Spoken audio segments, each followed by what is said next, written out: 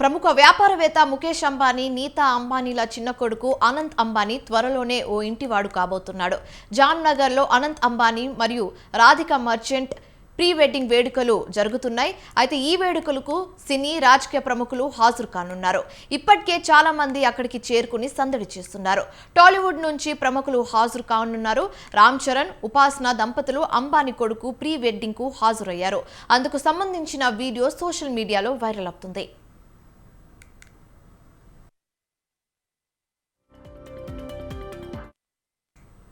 Anant Radhika pre wedding global wide viral అవుతుంది. ఈ వేడుకకు టాలీవుడ్ లో రామ్ చరణ్ కి ఆహ్వానం అందింది.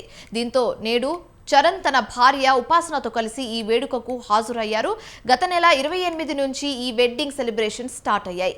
ఇక ఈ ఈవెంట్ కి world top pop singer Rihana, Facebook CEO mark Zuckerberg వంటి ఇంటర్నేషనల్ పర్సన్స్ అతిథులుగా రావడంతో ఈ ప్రీ వెడ్డింగ్ గ్లోబల్ వైరల్ అవుతుంది.